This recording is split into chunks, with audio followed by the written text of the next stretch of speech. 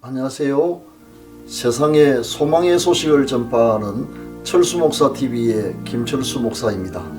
오늘은 2022년 3월 1일 화요일이자 3.1절 103주년이 되는 뜻깊은 날입니다. 우리나라의 독립을 위해 자신을 바쳤던 순국 선열들의 고귀한 희생정신을 기리고 그 숭고한 뜻을 이어받아 나라 발전에 동참해야겠습니다. 사랑하는 시청자 여러분, 여명이 밝아오는 이 시간, 여러분을 예수 그리스도의 이름으로 사랑하고 축복합니다. 오늘도 여러분의 발걸음이 닿는 곳마다 하나님께서 복 주시며 손으로 경영하는 일마다 형통하게 하시고 모든 기도에 응답해 주셔서 올해가 여러분의 생애에 최고의 해가 되게 해주시기를 축원합니다. 다같이 사도신경을 암송함으로 새벽기도회를 시작하겠습니다. 전능하사 천지를 만드신 하나님 아버지를 내가 미사오며 그 외아들 우리 주 예수 그리스도를 미사오니 이는 성령으로 잉태하사 동정녀 마리아에게 나시고 본디오 빌라도에게 고난을 받으사 십자가에 못 박혀 죽으시고 장사한 지 사흘 만에 죽은 자 가운데서 다시 살아나시며 하늘에 오르사 전능하신 하나님 우편에 앉아 계시다가 저리로서 산자와 죽은 자를 심판하러 오시리라. 성령을 미사오며 거룩한 공예와 성도가 서로 교통하는 것과 죄를 사하여 주시는 것과 몸이 다시 사는 것과 영원히 사는 것을 미사옵나이다. 아멘. 찬송가 495장 익은 곡식 거둘 자가를 같이 부르겠습니다.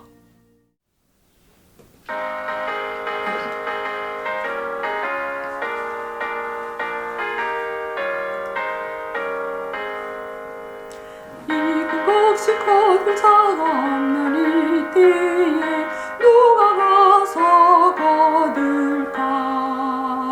내가 어찌 게으르게 앉아 있을까? 어서 가서 거들어. 어디 서서 어디 서서 지대 섣불리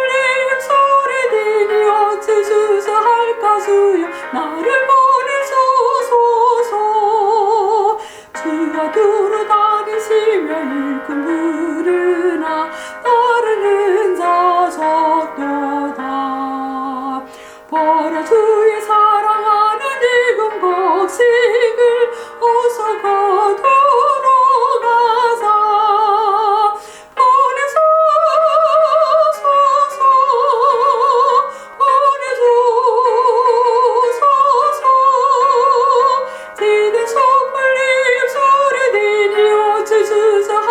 주여 나를 보내소서. 주가 나를 부르시니 언제 어디나 기뻐 가서 일하리. 주가 명령 내리실 때 능력 받아서 기뻐 거두리로다.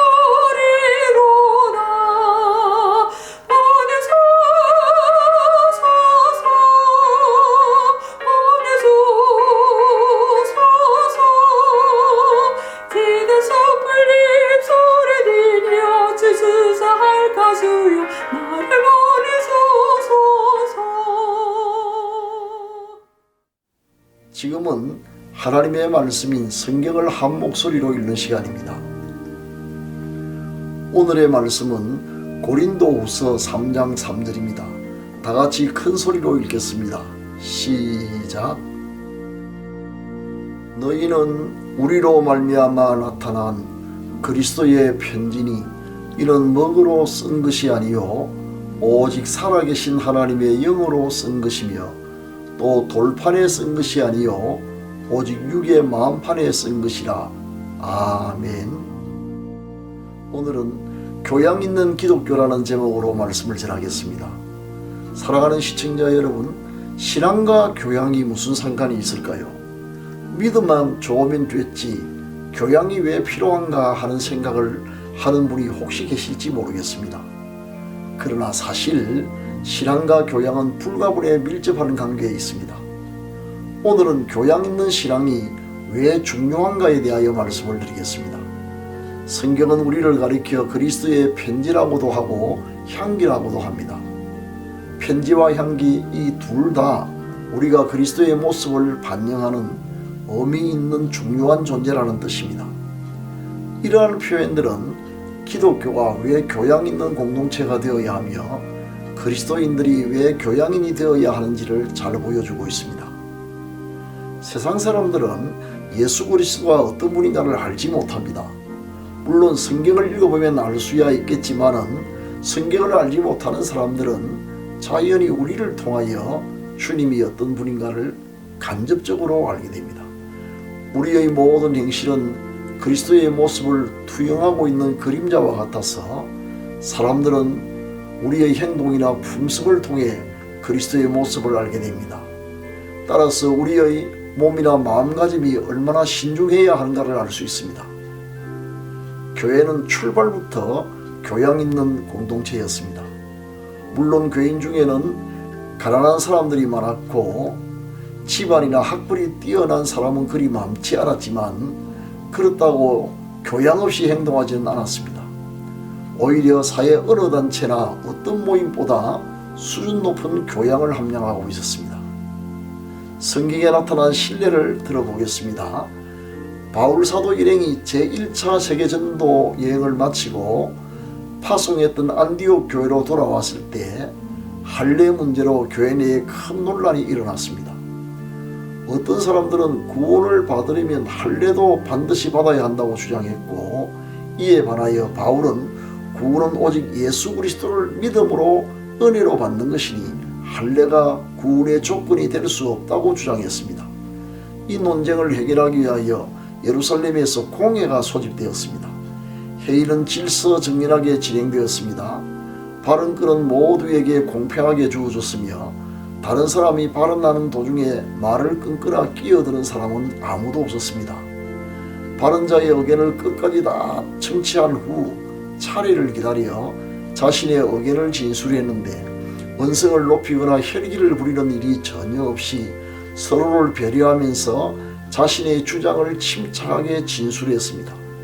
참석자들은 모든 의견을 청취한 후 마지막으로 성경에 근거하여 합당한 결론을 도출했습니다. 그리고 모두가 그 결론에 승복하였습니다. 이것이 초대교회의 모습입니다.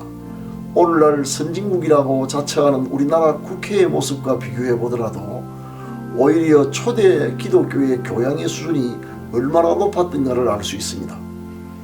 성령님은 성령받은 사람을 교양 있는 고상한 성품의 사람으로 변화시킵니다. 하나님의 지시를 따라 고넬료의 집에 가서 복음을 전했던 베드로는 이방인의 집에 가서 음식을 먹었다는 이유로 할례파 유대인 신자들로부터 엄청난 비난을 받았습니다. 본래 베드로는 다혈질로 성격이 급한 사람이라 이런 비난을 받으면 참기 어려운 사람입니다. 그러나 성령받은 베드로는 변화되었습니다.